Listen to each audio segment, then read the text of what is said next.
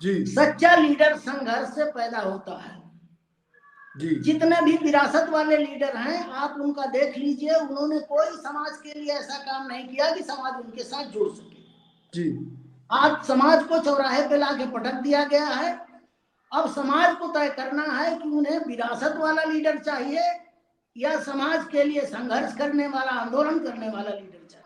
और जो कुछ भी नजर आ रहा है, 4-4 बार की सरकार या स्मारक या जो कुछ भी नजर आ रहा है, वो सिर्फ मान्यवर कांसीराम साहब का खींचा हुआ मैप था और उनकी तैयार की हुई जमीन थी। इनको आगे करके वो राष्ट्रीय राजनीति में रहना चाहते थे, वो चाहते तो खुद मुख्यमंत्री बन सकते थे, लेकिन इनको अवसर दिया और जितनी विरासत वो दे के गए थे आज इन्होंने जीरो कर दिया। और खुलती हैं तो मैं तो कहूंगा कि समाज को सबसे बड़ा धोखा दे रही है। चंद्रशेखर आजाद है और इधर बीएसपी है, और इनकी टक्कर कैसे देख पा रहे हो? कौन बहुजनों के लिए कुछ अच्छा कर मेरी सकता है? नजर में बहन जी का काम खत्म हो गया है और ये आकाश आनंद को जो बिठाई है, कल का लड़का है, हमें सिखाएगा कि दलितों का नेता भविष्य में कौन बनेगा, किन आधारों पर बनेगा, थोड़ा बता। मेरे साथ हैं बहुजन चिंतक मोहन लाल जी, जो कि काफी ज्यादा राजनीतिक में रुचि रखते हैं, राजनीतिक विशेषज्ञ हैं, और अपनी बेबाकी से जो लगातार समाज में आवाजें उठ रही हैं, गरीब दलित सोचों पर अत्याचार हो रहा है, उस पर मुखर होकर बोलते हैं और बहुजन राजनीति की काफी ज्यादा परख है। इसी बीच में उनसे बात करना चाहूंगा। सर, बहुत स्वागत है आपका, कैसे हैं आप? धन्यवाद विशाल जी, मैं अच्छा हूँ। हाँ, तो आज मैं आपसे बात कुछ करना चाहूंगा जो महत्वपूर्ण बिंदु हैं, जैसे कि लगातार जो बहुजन राजनीति पतन की ओर जा रही है, और जो बहुजन समाज पार्टी की सुप्रीमो बहन मायावती ने आकाश आनंद को उत्तराधिकारी बनाया, इनसे तमाम जो सवाल हैं आपसे बात करने चाहेंगे। तो फिलहाल मेरा आपसे पहला सवाल है कि किस तरीके से जो चुनाव रिजल्ट आया है 2023 में, जो विधानसभा चुनावों में, तो उससे बहुजन राजनीति को आप क्या समझ पा रहे हैं? विशाल जी, बहुजन राजनीति का ग्राफ लगातार गिरता जा जी रहा है। ये 23 की बात नहीं है। अगर हम देखें मानवर कांसीराम साहब के आंदोलन के बाद में जो सरकार बनी 2007 में, वो उन्हीं की तैयार की हुई जमीन थी। जी और समाज में एक ऐसा उनके प्रति जो 9 अक्टूबर 6 में वो खत्म हुए, तो एक बहुत बड़ी सहानुभूति थी जी और उन्होंने ही सारा कुछ किया था। उसका रिजल्ट मिला हमें और वो 12 तक चला और उसके बाद से लगातार ग्राफ गिरता आया। ये एक बार का मामला नहीं है। और जी अगर हम लगातार हारते चले आ रहे हैं तो हमें इस पे चिंतन करना चाहिए, चर्चा करना चाहिए। और जो साथी साहब के तैयार किए हुए ईमानदार, निष्ठावान, मिशनरी कार्यकर्ता थे, उनके साथ बैठ के चर्चा करना चाहिए। जी तो मैं समझता हूँ कि खासकर बहन जी किसी से बात करना पसंद नहीं करती, यहाँ तक कि मिलना भी पसंद नहीं करती हैं। जी तो ये परिणाम तो होना ही, क्योंकि कांसीराम साहब ने समाज को तैयार किया था। जी पूरे भारत में उन्होंने साइकिल चलाई, रैली, सम्मेलन, संगोष्ठी, सेमिनार, कैडर कैंप, ये समाज को शिक्षित करने का बहुजन संगठक पेपर निकाला। तो जो समाज को शिक्षित करने का माध्यम था, वो सारा का सारा बहन जी ने बंद कर दिया, बर्बाद कर दिया।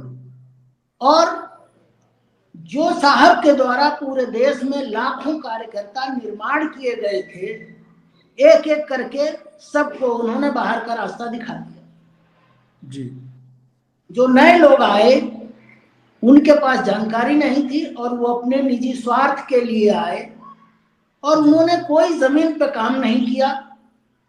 और मैं तो देख पा रहा हूं कि ये सारा का सारा जो देश में आज भारतीय जनता पार्टी हमारे समाज का सत्यानाश कर रही है, इसके पीछे कहीं ना कहीं बहन जी का हाथ पूरा पूरा दिखाई दे रहा है। किन आधारों पर आप कह रहे हो कि बहन जी का हाथ है? बहन जी तो बिल्कुल अपना चुनाव लड़ रही हैं, वो कह हाँ, रही है कि चुनाव लड़ना बीजेपी। ही काफी नहीं, चुनाव नहीं लड़ेंगी तो बिल्कुल ही खत्म हो जाएंगी। फिर हो सकता है कोई नया विकल्प उभर के आए, तो चुनाव तो लड़ना आपको जरूरी है। आपको क्यों ऐसा लग रहा है कि बीजेपी के सपोर्ट में है मायावती जी, बहन जी? देखिए, मैंने देखा अभी त्रिस्तरीय पंचायत चुनाव 2022 के पहले हुआ जी और उसमें बसपा की चौथी पोजीशन आई जिला पंचायत सदस्य के लिए। जी। लगभग 350 जिला पंचायत सदस्य जीते। हम्म बहन जी ने कहा हम जिला पंचायत अध्यक्ष का चुनाव नहीं लड़ेंगे। हम्म तो अगर आप चुनाव नहीं लड़ रही हैं तो 350 जिला पंचायत सदस्यों ने जिला अध्यक्ष के लिए किसको पोल किया, किसके इशारे पे किया? पहले ही आप कह रही हैं कि हम अगर जरूरत पड़ी तो सपा को हराने के लिए हम बीजेपी का सपोर्ट करेंगे, जी तो आपने कर दिया। इसके अलावा अभी जो 10% ईडब्ल्यूएस लागू हुआ है, तो ये बहन जी पहले ही 2017 के चुनाव में आवाज उठा चुकी हैं कि अगर मेरी सरकार बनेगी तो हम सामान्य वर्ग के गरीबों को आरक्षण देंगे, और उन्होंने ले लिया। आपके 10 पार्लियामेंट मेंबर हैं, उन्होंने सदन में कोई आवाज नहीं उठाई। आपने कोई सोशल मीडिया या कोई प्लेटफॉर्म से आपने कोई इसका विरोध नहीं किया, क्योंकि मेरा ऐसा मानना है कि संविधान में कहीं भी इकोनॉमिकल क्राइटेरिया रिजर्वेशन के लिए नहीं है। जी socially and educationally backward class के लिए रिजर्वेशन की व्यवस्था है। तो अब उन्होंने ले लिया आर्थिक आधार पे। कल को वो ये भी बोलेंगे कि भाई अगर सामान्य वर्ग को आर्थिक आधार पे मिल रहा है तो क्यों ना हम बैकवर्ड क्लासेस के लिए भी इसको लागू करें, क्योंकि वहां भी तो बहुत पैसे वाले लोग हो गए हैं, बहुत से लीडर हो गए, अधिकारी हो गए, तो उन्हें आर्थिक आधार पे दिया जाना चाहिए। जी। तो ये सारा का सारा मामला है। हम इतने अन्याय अत्याचार हो रहे, इतना शोषण हो रहा, दमन हो रहा, बलात्कार हो रहा, गैंग रेप हो रहे हैं। हमारा देश का जो बेसिक स्ट्रक्चर एजुकेशन का था वो खत्म हो गया, सारा प्राइवेटाइजेशन हो गया, पूरा बाजार लगा हुआ है। गवर्नमेंट सेक्टर में जो एजुकेशन है उसका हाल आप देख रहे हैं क्या हाल है। बड़े बड़े यूनिवर्सिटीज में लक्ष्मण यादव जी जैसे लोग जो समाज के लिए आवाज उठाते, महापुरुषों की विचारधारा को, उनके साथ किस तरह से व्यवहार करके उनको बाहर किया गया। तो इससे माहौल पता चलता है कि सरकारी विश्वविद्यालय में, स्कूलों में क्या पढ़ाई हो रही है। जी सर, इन्होंने एक सवाल रहेगा मेरा अभी। जो अभी आकाश आनंद है, बीएसपी नेशनल कोऑर्डिनेटर थे और उनको अभी उत्तराधिकारी बना दिया है, इससे बहुजन राजनीति में क्या बदलाव होगा? उनका कहना है कि आकाश आनंद कुछ अच्छा कर पाएंगे, शीर्ष पर लेकर जा पाएंगे बहुजन समाज पार्टी को। देखिए, मेरा ऐसा मानना है कि जिस बेटे को बाप की विरासत मिल जाती है वो विरासत की कीमत नहीं समझता है। जी। सच्चा लीडर संघर्ष से पैदा होता है। जी। जितने भी विरासत वाले लीडर हैं आप उनका देख लीजिए, उन्होंने कोई समाज के लिए ऐसा काम नहीं किया कि समाज उनके साथ जुड़ सके। जी। आज समाज को चौराहे पे लाके पटक दिया गया है। अब समाज को तय करना है कि उन्हें विरासत वाला लीडर चाहिए या समाज के लिए संघर्ष करने वाला, आंदोलन करने वाला लीडर चाहिए। बीएसपी से ही आपको क्यों दिक्कत है? समाजवादी पार्टी ने भी तो, मुलायम सिंह यादव जी ने भी तो अपने बेटे अखिलेश यादव को विरासत दी, आरजेडी ने दी, राष्ट्रीय लोकदल ने दी, और तमाम जो ऐसे दल हैं वो उनके परिवारवाद है, पर बीएसपी से क्यों आप इस तरीके के सवाल उठाए जा रहे हैं? देखिए, सबसे बड़ी बात यह है, मैं सवाल सबके प्रति उठा रहा हूं, किसी को छोड़ नहीं रहा हूं, लेकिन एक लंबा समय हमने बीएसपी का कहें, मैं तो नौकरी करता था, बामसेब के माध्यम से समाज को तैयार करने में, जगाने में सहयोग किया है। तो जिसके लिए मैंने योगदान किया है, अगर वो धोखेबाजी करता है तो वो सबसे ज्यादा हमारी नजर में गलत है। हमने सपा का कभी सपोर्ट नहीं किया जी, तो उससे कोई दिक्कत नहीं। चुनाव में मैंने किया, खुल के किया, कैडर भी लिए, लेकिन इसलिए लिए कि मैं नहीं चाहता था कि दोबारा भारतीय जनता पार्टी की सरकार प्रदेश में आए। इसलिए मैंने जब सारा कैलकुलेशन किया, सारे इलेक्शन एनालिसिस किए, तो मैंने देखा कि बहन जी कहीं टिक नहीं पा रही है बीजेपी के सामने, और अगर अखिलेश यादव मजबूती दमदारी से लड़ेंगे तो ये टक्कर दे सकते हैं और ये इसको हटा भी सकते हैं। इसलिए मैंने अखिलेश का साथ दिया। मेरा ऐसा मानना है कि जो भी गलत करेगा उसका मैं विरोध करूंगा और जो सही करेगा उसका सपोर्ट करूंगा। बहन जी ने गलत कैसे किया? बहन जी ने गलत कैसे किया? बहन जी ने हाँ, बहन जी ने ईमानदार कार्यकर्ताओं को एक एक करके बाहर निकाल दिया। आपने जो साहब ने समाज को तैयार करने के लिए जो मूवमेंट चलाए थे, पेपर निकाले थे, बहुजन संगठन, सब कुछ आपने बंद कर दिया, समाज के बीच में जाना बंद कर दिया, समाज से मिलना बंद कर दिया। तो और फिर समय समय पे आप बीजेपी के प्रति कभी मुखर होके आवाज नहीं उठाई किसी भी गलत काम के लिए। जब भी आवाज उठाती हैं कांग्रेस के विरोध में बोलती हैं और सपा के विरोध में बोलती हैं। इसका क्या मतलब निकाला जाए? जी, आकाश आनंद जी जो उत्तराधिकारी बना दिए गए हैं, बहन जी का कहना है कि मेरे को सभी ने धोखा दिया है, मेरे पास हाँ। ऐसा कोई विश्वास पात्र नेता नहीं था जिसको मैं पार्टी कमान दे सकूं, तो उन्होंने इस हाँ। वजह से दिया आकाश आनंद को। तो इस पर आपकी क्या राय है? बहन जी ये झूठ बोल रही हैं। बहन जी खुद इस योग्य नहीं है। मैं उनको राजनीति से ही खारिज करता हूं, क्योंकि जो बेटी अपने बाप की विरासत को नहीं बचा सकता, उसको लायक नहीं कहा जा सकता है। मान्यवर कांशीराम साहब ने अपना सारा जीवन लगा करके पूरे भारत में बाबा साहब अम्बेडकर की विचारधारा को फैलाया, और जो कुछ भी नजर आ रहा है, 4 बार की सरकार या स्मारक या जो कुछ भी नजर आ रहा है, वो सिर्फ मान्यवर कांशीराम साहब का खींचा हुआ मैप था और उनकी तैयार की हुई जमीन थी। इनको आगे करके वो राष्ट्रीय राजनीति में रहना चाहते थे, वो चाहते तो खुद मुख्यमंत्री बन सकते थे, लेकिन उन्होंने ऐसा नहीं किया। इनको अवसर दिया और जितनी विरासत वो दे के गए थे, आज इन्होंने जीरो कर दिया। और ये एक बार में नहीं हुआ, एक साल में नहीं हुआ, ये लगातार होता चला आया। अब भी अगर इनकी आंखें नहीं खुलती हैं तो मैं तो कहूंगा कि समाज को सबसे बड़ा धोखा दे रही है, झूठ बोल रही है। अब उनके पास कोई ऐसा नेता नहीं है विश्वास पात्र। उन्होंने कहा था कि एक वीडियो क्लिप वायरल हो रहा है कि मैं काशीराम जी के पद चिन्हों पे चलूंगी और अपने परिवार को मिशन से दूर रखूंगी, पार्टी से दूर रखूंगी, और आज विश्वास पात्र नेता नहीं बचा जब कहीं जाकर उन्होंने आकाश आनंद को कमान दी है। तो इसमें हर हाँ, क्या तो है? विश्वास पात्र नेता पैदा किए जाते हैं विरासत में, हमको जो है समाज में मिलते नहीं है, पैदा जी किए जाते हैं। आपने आज तक कितने नेता पैदा किए? आज जो भी भारत में लीडर संघर्ष कर रहे हैं SC ST OBC के, वो उनकी अपने खुद के संघर्ष की पहचान है। बहन जी ने एक लीडर ऐसा कोई पैदा किया हो जिसका ये नाम बता दें? जी इन्होंने सबको काउंटर ही किया है। सारे लोग पार्टी से जुड़ना चाहते हैं, अच्छे अच्छे लोग जुड़ना चाहते हैं, लेकिन इन्होंने किसी को जोड़ने का काम नहीं किया, बल्कि उनको किनारे कर दिया। मजबूर होकर के या तो उन्होंने अपने संगठन बना लिए या किसी न किसी बड़ी पार्टी से जुड़ गए। जी जयप्रकाश सिंह जी को भी राष्ट्रीय उपाध्यक्ष बनाया था। वो कह रहे हैं कि इनको निकाला इसलिए क्योंकि इन्होंने धोखा दिया है। क्या देख पा रहे हो, ये एक षड्यंत्र था उनको बनाने का, बचाव का, क्या कैसे? देखिए, जिसको पार्टी के संगठन से निकाला जाएगा उसकी तारीफ नहीं की जाएगी, उस पर ब्लेम ही लगाए जाएंगे ताकि जनता उसके साथ न जा सके। सीधा सा मतलब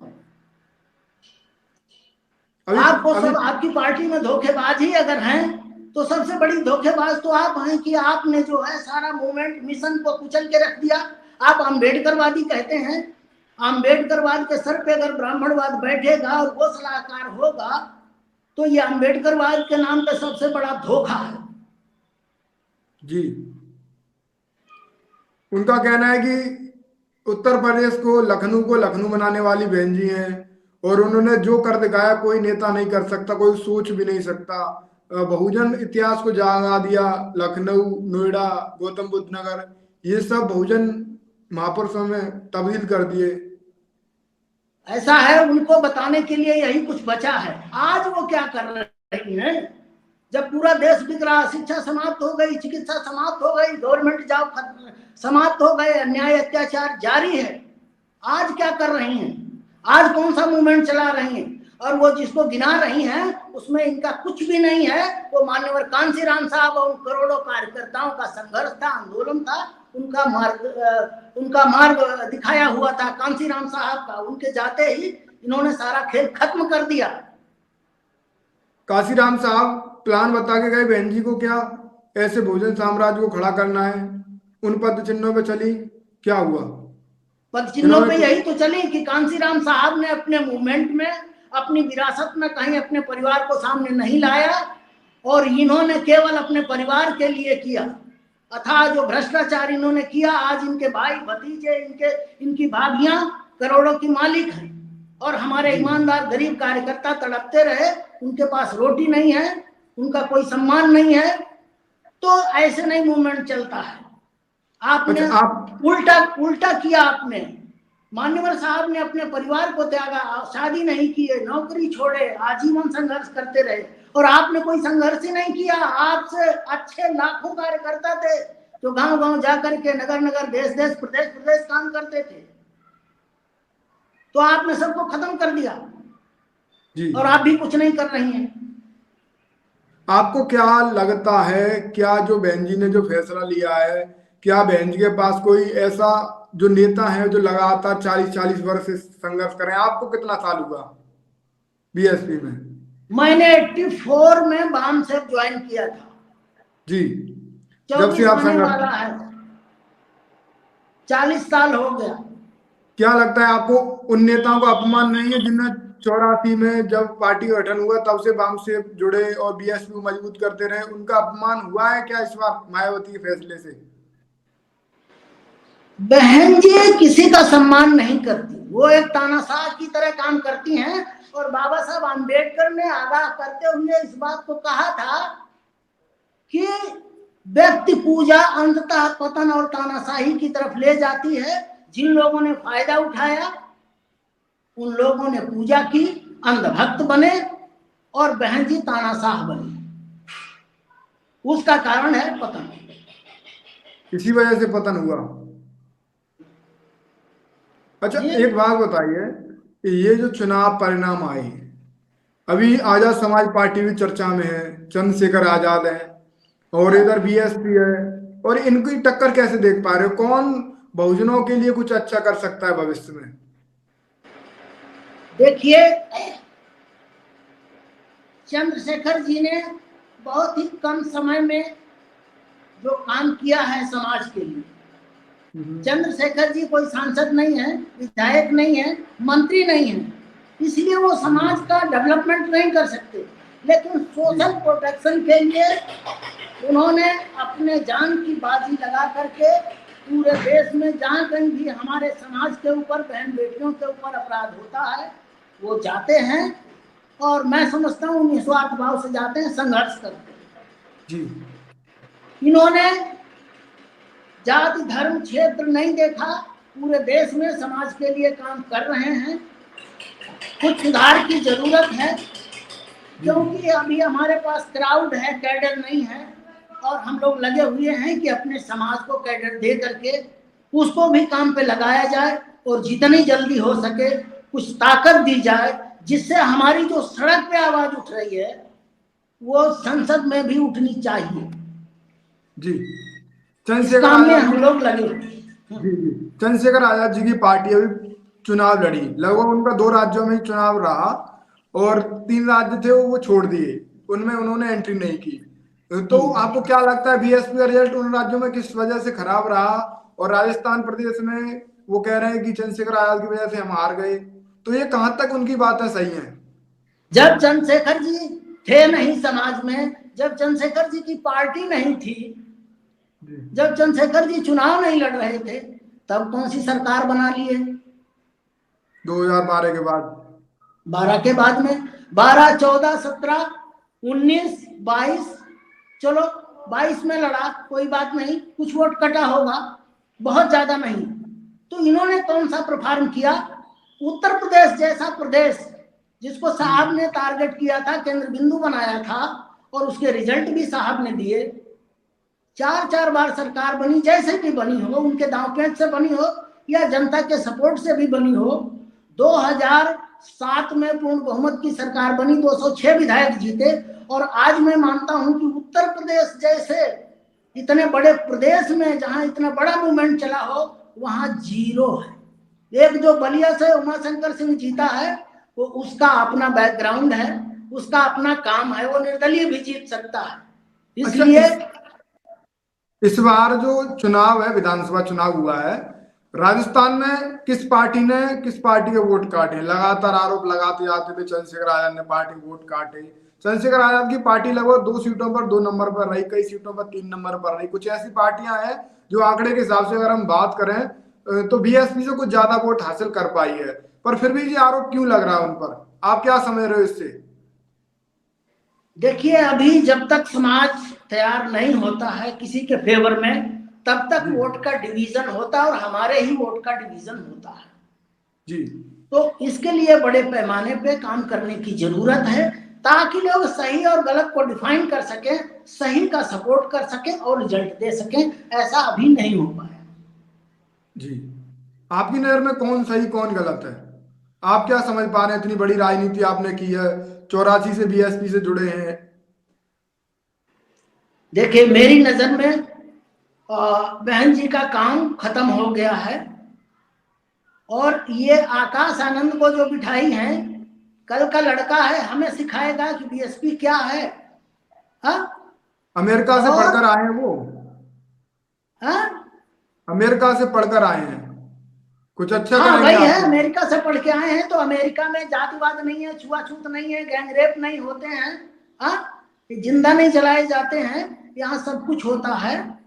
हाँ, पैरासूट से उतार दिया राष्ट्रीय मंच पे, तो वो कल का भोला भाला लड़का है, जबरदस्ती उसके ऊपर ये थोप रही है। वो तो इस लायक ही नहीं है कि वो उसके अंदर कोई समझ हो। जी। ये थोपा जा रहा है अपनी विरासत बचाने के लिए, अपनी अथाह संपत्ति और पैसा बचाने के लिए। और गरीबों की पार्टी चंद्रशेखर की अगर बीएसपी है, आप, हाँ, गरीबों की पार्टी बीएसपी है, गरीबों लगातार की दावा। नहीं है, अब धन्ना सेठ लोगों की पार्टी है। अब गरीबों की बेंजर नहीं, गरीबों की पार्टी कभी हुआ करती थी। ये कहती है कि हम अपने हिसाब से चलते हैं, किसी धन्ना सेठ से पैसा नहीं लेते हैं, हमारे पास फंड तक नहीं है पार्टी चलाने के लिए, चंदा दीजिए, 200 रुपए कांसीराम टिकट साहब पर। तो बहुत ज्यादा फंड रखते थे ना, जो 4 4 बार सरकार बनवा गए। इनको फंड की जरूरत है। अरे जब तुम समाज में नहीं जाओगी, उसका दुख दर्द नहीं सुनोगी, उसकी समस्याएं नहीं सुनोगी, उसके ऊपर जो दमन हो रहा है, अधिकार वंचित किया जा रहा है, आप आवाज नहीं उठाओगी। आप पैसे से चुनाव लड़ना चाहती हैं, आपकी औकात है, बीजेपी के बराबर पैसा आप जुटा पाएंगी, कांग्रेस के बराबर आप पैसा जुटा पाएंगी। पैसा का रोना बंद करें, और अगर उनको कुछ करना है तो बहन बेटियों के बीच में जाकर के, समाज के बीच में जाकर के उसका दुख दर्द पूछें, उसको विचारधारा से जोड़ें, जो अब इनके बस का नहीं है। नहीं, अब कौन कर पाएगा ये नहीं है काम? ना। कौन कर पाएगा? ऐसे तो गरीब दलित सोचे मरते रहेंगे, पिटते रहेंगे।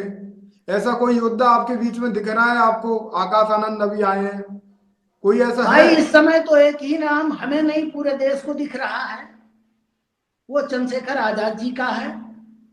उन पर आरोप इतना लगा दिया बड़ा जाता है कि वो संघर्ष। भाजपा से जुड़े हुए हैं। देखिए, राजनीति में तो सारे ब्लेम होते हैं, लेकिन ब्लेम जी को साबित करना, जी साबित तो कोई करेगा नहीं। जी। बहन जी तो सीधे जुड़ी हुई हैं। हम्म। बहन जी ने क्यों ईडब्ल्यूएस का विरोध नहीं किया? ये संविधान विरोधी बिल था, और आप खामोश रही।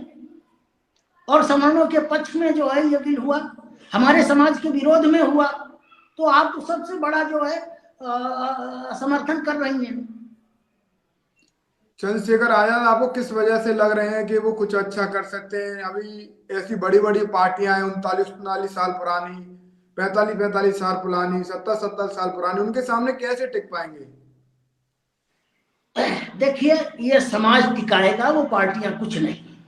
और जो जी समाज के लिए काम करेगा, समाज के लिए संघर्ष करेगा, ईमानदारी से काम करेगा, समाज उसको स्वीकार करेगा, भले ही समझने में थोड़ा टाइम लगे। जी। हाँ, कैसे, कब तक, कितना समय लगेगा? जैसे आप काम करोगे, थोड़ा बहुत क्या फायदा दिखाई दे रहा है आपको? बिल्कुल दिखाई दे रहा है, जी। बिल्कुल दिखाई दे लोग। रहा है। जो आदमी 24 घंटे देश में प्रदेश में घूमता हो और इसी मिशन में लगा हो, क्यों नहीं सफल होगा? और जो घरों में बैठे, और पार्टी कौन सी ऐसा लीडर है जो समाज की मुखर होकर आवाज उठाता हो? मुझे तो कोई दिखाई नहीं देता। बहुत सारे लोगों ने पार्टियां बना ली, बहुत सारे लोग राजनीति में नाम कमा लिए, कहीं से मिल करके सांसद विधायक भी बन गए होंगे, तो मुझे तो कोई नजर नहीं आ रहा। लोकसभा चुनाव अभी आ रहा है, तमाम पार्टियां गठबंधन करना चाह रही हैं, सोच रही हैं बीजेपी को हरा दें, पर बहन जी ने एक रट लगा रखी है कि हम किसी से गठबंधन नहीं करेंगे, अपने बलबूते पर चुनाव लड़ेंगे। हाँ बिल्कुल, उनका बलबूता बहुत ज्यादा है और उस बलबूते के आधार पे वो सिर्फ समाज को बांट करके, वोटों को काट करके बीजेपी को लीड दिलाने का पूरा उनका प्लान है। वो अपनी पार्टी से अपने अकेले चुनाव लड़ रही हैं, क्या पता इस बार कुछ अच्छा कर दें, ज्यादा विधायक आ जाए उनके पक्ष में। और किसी वो से तो जो वो जो जमीन देख रहे हैं उनको पता है ना कि जब ये एक विधायक नहीं जिता सकती तो लोकसभा के अंदर तो कितने विधायक आते हैं, उसमें क्या ये कर पाएंगी।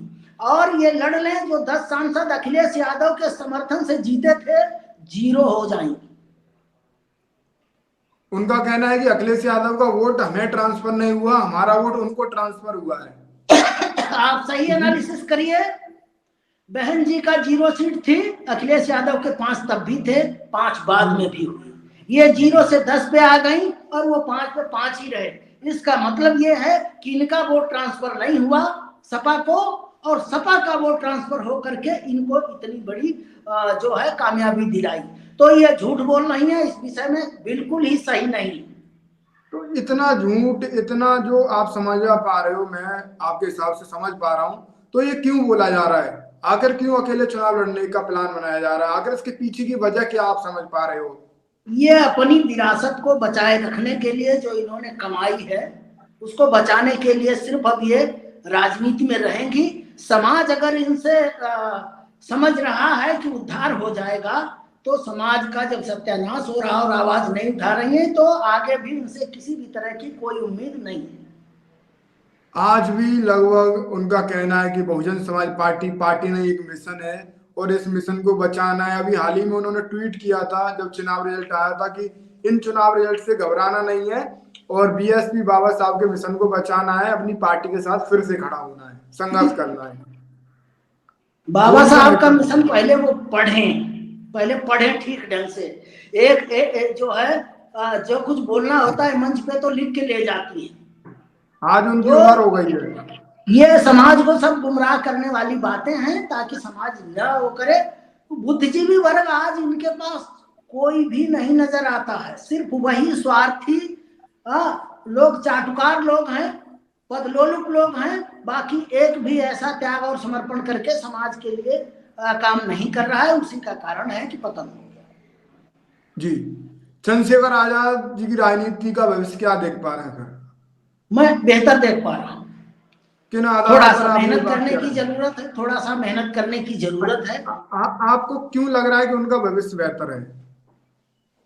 काम कर रहे हैं समाज के लिए, जान जोखिम में डाल के काम कर रहे हैं, आवाज उठा रहे हैं, जहां भी अन्याय अत्याचार हो रहा है वहां पहुंच रहे हैं। और इनके संगठन के कार्यकर्ता, हमारा समाज पुलिस और प्रशासन से डरता है, और इनके कार्यकर्ता पुलिस की आंख में आंख डाल के बात करते हैं, एफआईआर दर्ज कराते हैं, आंदोलन करते हैं। युवाओं पर मुकदमे हो जाते हैं, उनका कहना है कि चंद्रशेखर आजाद के पीछे जो भीड़ है वो युवाओं को मुकदमा करवाती है, उनका भविष्य खराब देखिए, करती है। जेल जाने से, मुकदमा होने से जो है, जो डर गया वो मर गया। जी। अभी फिलहाल आपको क्या लगता है कि बहुजन समाज के जो वोटर हैं उनको क्या करना चाहिए, किन आधारों, किसका साथ देना चाहिए? देखिए, जब एक संगठन डूब रहा हो तो समाज को विकल्प जो है देखना चाहिए, और बेहतर विकल्प के लिए इस समय चंद्रशेखर जी जो काम कर रहे हैं, शायद हमें देश में कोई भी नजर नहीं आता। क्या रहेगी आपकी समाज से अपील, आखिरी अपील क्या रहेगी? समाज से अपील है कि अपने इस पढ़े लिखे नवयुवक, संघर्षशील, जुझारू, त्याग करने वाले, समर्पण करने वाले, महापुरुषों की विचारधारा पर चलने वाले नेतृत्व को स्वीकार करे और तन मन धन से अपनी ताकत लगा करके अपनी लड़ाई इस प्लेटफॉर्म, इस लीडरशिप के अंडर में खुद लड़े। अच्छा, पढ़े लिखे, अमेरिका से पढ़कर आए, आकाश आनंद मायावती के भतीजे हैं, आज वो उत्तराधिकारी हैं, तो उनकी तरफ क्यों ना जाए समाज? अगर आखिर कौन, किस, क्या वजह रही है जो आप चंद्रशेखर आजाद की तरफ समाज को जाने कह रहे हो? मैं बार बार वही बात कहना चाहता हूँ, अन्याय के खिलाफ जो संघर्ष कर रहा है, ईमानदारी से काम कर रहा है, महापुरुषों की विचारधारा से काम कर रहा है, वही बेहतर है। और जिसपे विरासत थोप दी गई है, अरे वो पढ़ा लिखा, अमेरिका में क्या पढ़ाया जाता है, ये अमेरिका का में कौन सा विषय पढ़ के आया, अम्बेडकरवाद पढ़ के आया, बुद्धवाद पढ़ के आया, फूलेवाद पढ़ के आया, कांचीरामवाद पढ़ के आया, क्या पढ़ के आया, क्या उसकी कार्य योजना है, क्या प्लान है? बहुत घूमा मध्य प्रदेश में, राजस्थान में, साधन है उसके पास, पैसा है, वो बीएसपी और बहन जी से अलग हट के अपनी पहचान बताए। उसकी पहचान इस देश में क्या है जी, उसकी निजी पहचान क्या है? कोई पहचान नहीं, कोई पहचान नहीं है। जी। अच्छा, अगर एक है सवाल तो मेरा समाज आपसे बता। रहेगा, आखिरी सवाल मेरा रहेगा ये, हाँ, दलितों का नेता भविष्य में कौन बनेगा, किन आधारों पर बनेगा, थोड़ा बताइए। मैं अभी जो देख पा रहा हूं कि चंद्रशेखर जी बेहतर काम कर रहे हैं और समाज को इनकी ताकत बन करके अपनी लड़ाई खुद लड़नी चाहिए।